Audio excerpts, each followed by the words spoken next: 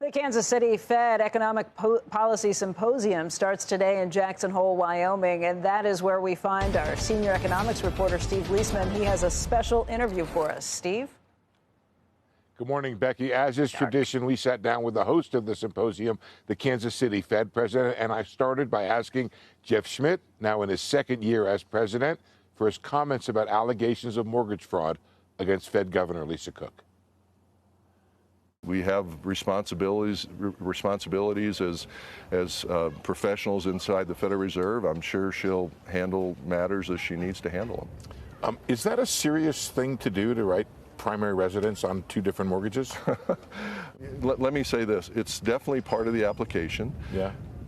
But I also would say if you think about how huge that application is, maybe we could start thinking about how do we make it less paperwork intensive as we go forward. Do you worry at all that there's a lot of political pressure on the Federal Reserve right now to cut interest rates? I think the conversation about independence of the Fed and how we interact with all three branches of government is always an important one. And I think, frankly, great steel is tested by fire. So let's have the conversation.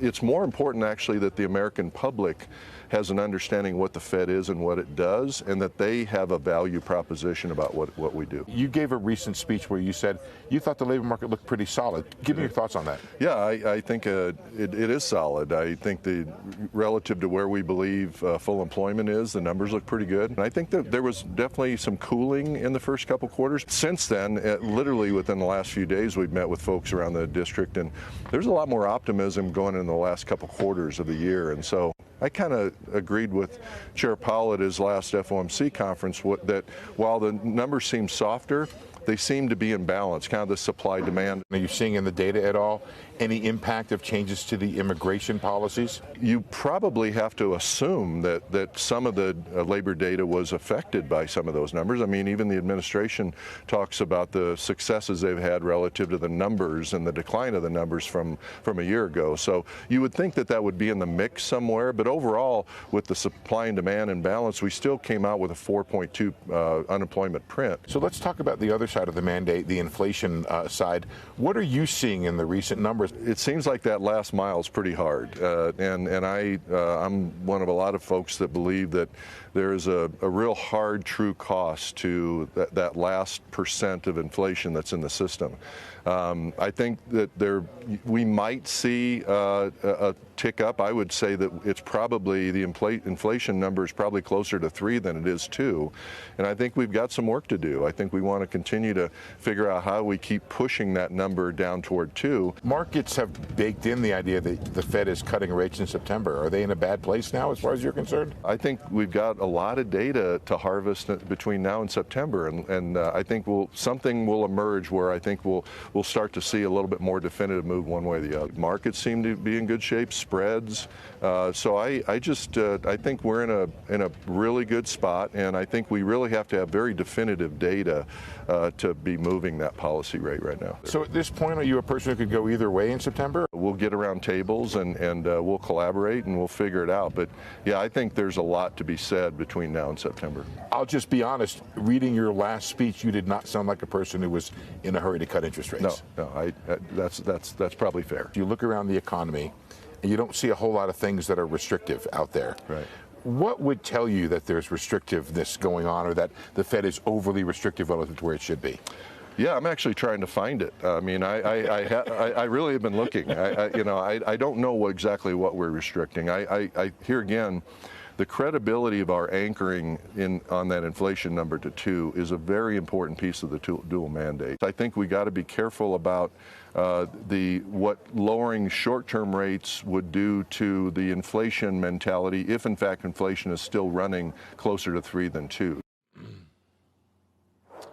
We have a big day tomorrow. We'll have full coverage of Chair Powell's speech, and then we'll talk with Cleveland Fed President Beth Hammack. On the Cook issue, we have asked the Fed for a comment from the Fed chair, and if the issue's been referred to the Inspector General. I also asked FHFA how they discovered the 2 mortgages that Cook has and whether other Fed officials are being investigated. Neither the Fed nor the FHA have responded at this time. Becky?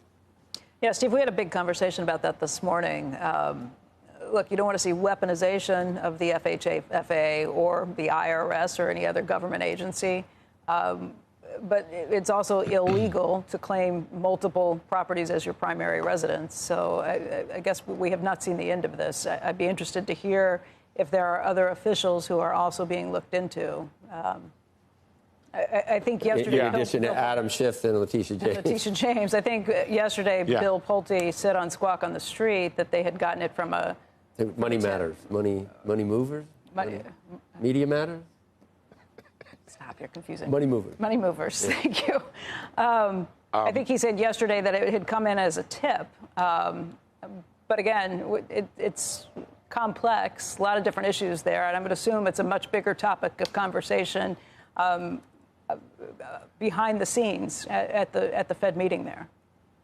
I heard the conversation at 6 o'clock, and I associate myself right with the center of what you guys were talking about. On the one hand, you know, you shouldn't do this. On the other hand, it seems pretty clearly that, you know, Cook was probably singled out. What's interesting to me when I was thinking about this, Becky, is, you know, Cook is not your most Fed person in the spotlight.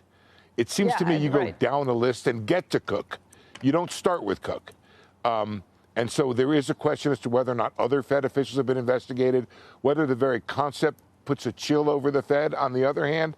And as she said in her statement, she did this before she was a Fed governor. I don't know that excuses it. That was a weird. Agreed. Yeah. You know, I will tell you that I've reported these things, pardon me, over time with Rosengren and with Kaplan and other officials who got involved in not following the law exactly, and they've lost their jobs. And, you know, these are very difficult times for at a time when the Fed is very, very focused on making the right policy with all the pressure from the president and these things going on. It makes it a very interesting moment right now for the Fed, and whether or not this pressure has an impact on policy is probably the thing that investors have to think the most about right now. That can Powell at this point come forward and say no rate cuts in September and hold the line on that issue?